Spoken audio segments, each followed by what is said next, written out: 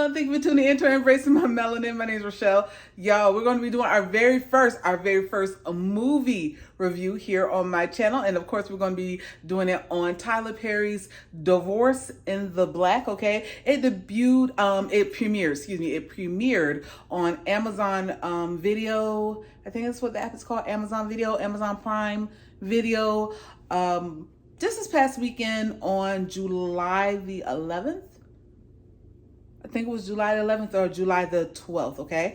I finally got a chance to watch it this past weekend, and I just want to do a quick review on this particular movie because I've been hearing some conflicting things about it, so I had to see it for myself, okay? I want to do this review, guys, with as few spoilers as possible because whatever rating I give this video, don't get it twisted, I will always support Tyler Perry. I will always support Black actors and actresses. And that's just that with that, okay? So we start out with Ava and Dallas Bertrand, who are played by Meagan Good and Corey Hardrick, okay? And, well, if I say nothing else about this movie, when you watch it, check out the first scene. The first scene of this movie, okay? And I can honestly say that is probably the best that Tyler Perry has written in a very long time. I was not expecting it, but when I saw it, I was like, wait, what? It had me gagging. Like, it was like, oh no, like it was a trip, and it was so unexpected, okay? My second thing with this particular movie is Corey Hardrick. Corey Hardrick did his thing when he played Dallas Bertrand. Corey is not a guy that has a southern voice. He put that southern drawl on that voice. This is the first time that I've seen him. Now, I could be wrong.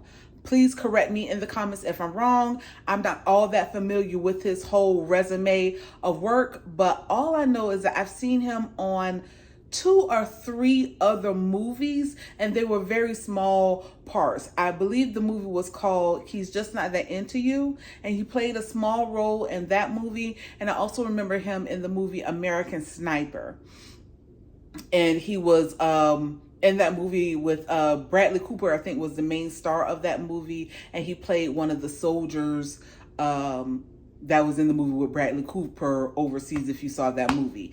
Those are the only 2 movies off the top of my head that I can think of the name. I think that he did something else with Keke Palmer, where he was like the big brother or something, but I did not see, I saw a little blurb or 2 of that movie within the last month and coming up to this movie, but I did not see the whole movie to see his acting chops.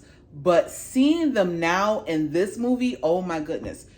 Corey Hardrick stole the show with this movie. He did a phenomenal job. And this, if this is, like I said, I don't know his resume, if this was his first leading role, he killed it. He killed it. By the end of this movie, I was most definitely like, this boy is a fool. Like, you know how sometimes when you see what's my guy's name? Steve Harris. That feeling that I had when I saw Steve Harris in almost a lot of movies that he does, and he's just this evil guy, especially when he was in Diary of a Mad Black Woman. Or the first time I saw, I believe his name was Brian White. Brian White, when he did I Could Do Bad All By Myself. I think that was the first time I had seen Brian White do something where he was the bad guy. I was like, ugh, like, Brian. Like, for real though, like, Corey did his thing. He had me not liking him by the end of this movie, and that's what you love with all of the villains. You love to hate them, and Corey in this movie, he most definitely delivered on that. He was the best in this movie, okay? Now, also starring in this movie was Richard Lawson and Debbie Morgan, who played Ava's Megan Good's character's parents, okay? Now, let me say this one thing about Miss Debbie Morgan, right? That woman is untouched by time. You hear me? She is still, to this day, so beautiful. She has not changed. The most visceral role in my head that I know that I could point her out and playing in was Eve's Bayou. Her and Megan Good, of course, if not 30 years ago, probably almost 30 years ago by now, did, of course, Eve's Bayou. And both of them, both Megan and Debbie, are just pretty much untouched by time, okay? They're just two extremely beautiful women. I think Debbie is probably, if she's not, she's probably her mid-60s. She's probably my mom's age. Probably her early 60s. She's absolutely beautiful. She's just untouched by time, like I said. And she did an amazing job. Now, I will say this. Well, let me backtrack that just a little bit. We know that these people can act. We know that Debbie, Richard, and Megan, we know these people can act. But with the directing style that I guess Tyler wanted to present in this movie, it was very soap opera-ish, if that makes sense. It was very much so, for some, very overacting and almost unbelievable. Like a lot was, I just couldn't believe, period. Like this one particular part, and I'm not going to tell you what happens in the scene, but there's this one scene where Megan's character is dragging Corey's character out of the house, okay? And now y'all know Megan. Megan is all of 101 pounds, okay? Soaking wet, okay? And she is dragging Corey, who's not necessarily a big dude or nothing, but he's dead weight at this point in the movie. And she drags him down the stairs of the house, across the living room, outside the door, down the stairs of the front porch outside of the house, and puts him in a truck.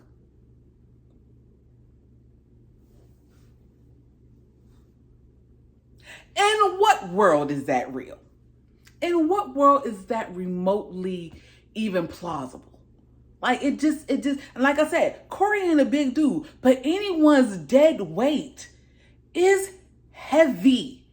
And you're not dragging this person down the stairs, out the room, down the stairs, across the living room, out the house, down the porch, and dragging them across the front lawn to their truck. It's just not happening. It's just not believable. And her love interest, okay, who was a very, very fine man, who was just very handsome, he's just watching her do it. He's just sitting there watching her do it, following behind her while she does this. And he only helps to assist her in putting him in the truck. And after all of that, she is trying not to give any spoilers. But with all of that, what happened, and you see this man is a dangerous man, even when, even though at this point, like it says, it's divorce in the black. So of course they're getting a divorce. He's stalking you and you're not getting a restraining order.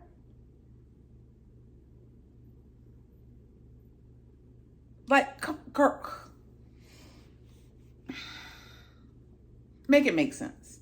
Just make it make sense, okay?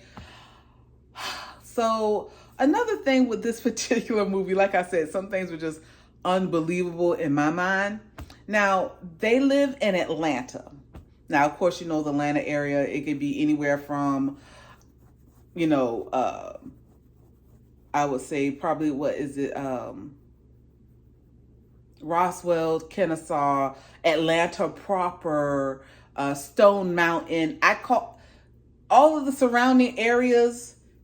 If you can get on 285, let me tell you something right now. That's Atlanta to me. That to me. Now, mind you, I'm not from the Atlanta area. I just know it takes a lot of time to get from one side to the other side of Atlanta. Okay, you're gonna be driving for a little while, right?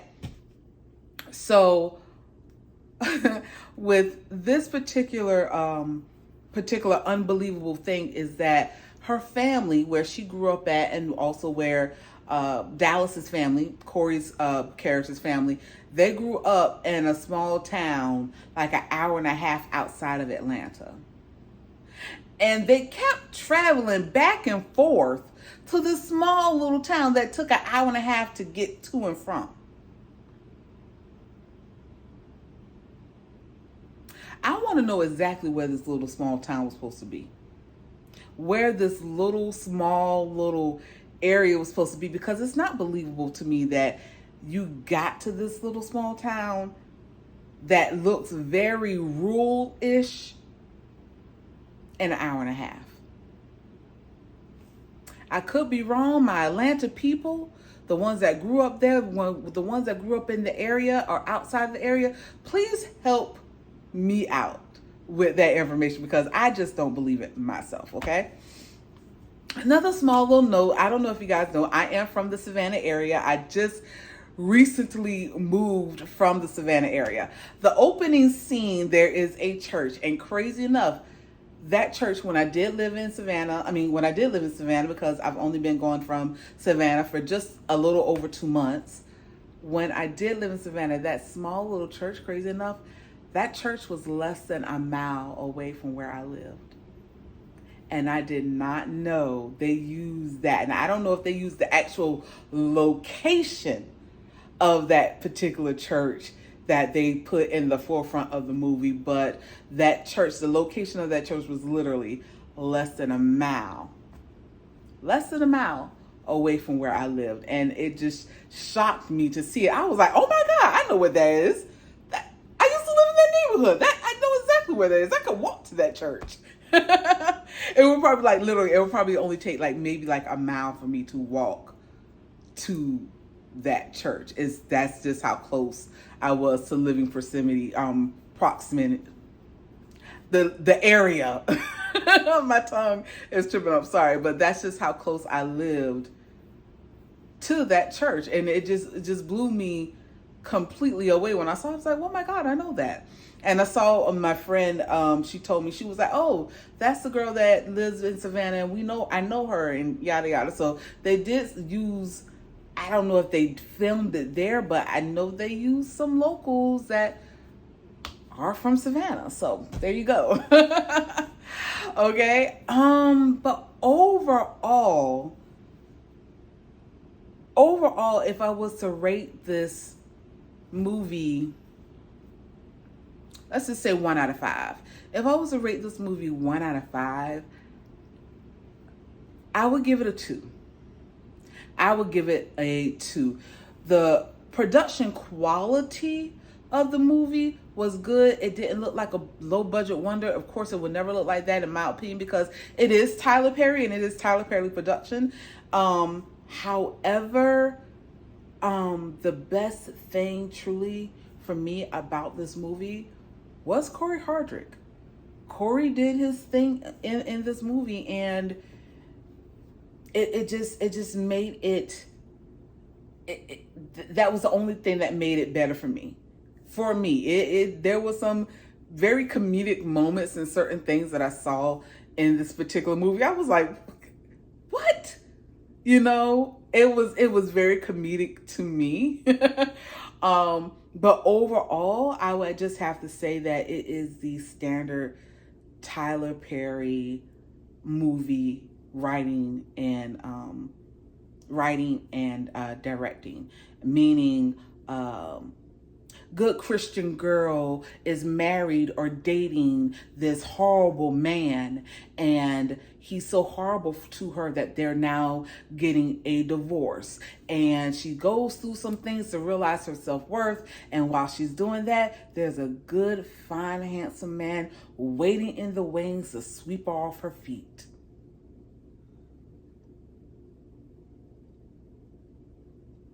Diary of a Mad Black Woman.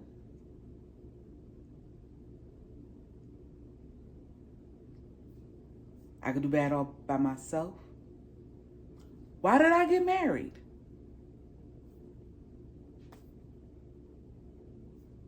Like it's the same. It's the same synopsis. Good girl, bad guy, good man waiting to sweep her off her feet. It's the same overall thing. Just different characters and different storylines. Some. Just saying. Just saying. But that's just my opinion. Like I said, I will always support the movies, of course, because I'm supporting the people of my culture. Tyler Perry, Meagan Good, Corey Hardrick. I hope this sends his career just skyrocketing. You know what I'm saying? Because brother can act, and I would love to see him in even more stuff where he's a leading man or a cool co-leading man. And of course, we love Richard Lawson, and we most definitely love Miss Debbie Morgan, who is just absolutely phenomenal. Okay, and we do love Tyler Perry, even though this is the same old. You know, he won a place in our hearts a long time ago, and a bad movie from Tyler Perry is not going to stop the love that we give him. Okay, he's just done it, point blank, period. Okay. But that is it. That is all. I thank you guys so much for watching. If you haven't already subscribed to my channel, please go ahead and hit the subscribe button. And if you like me just a little bit, well, you know, go ahead and give me a thumbs up, baby. I thank you guys so much for watching. Remember, stay blessed, stay beautiful. Remember to keep watching my reviews and my other videos. Bye.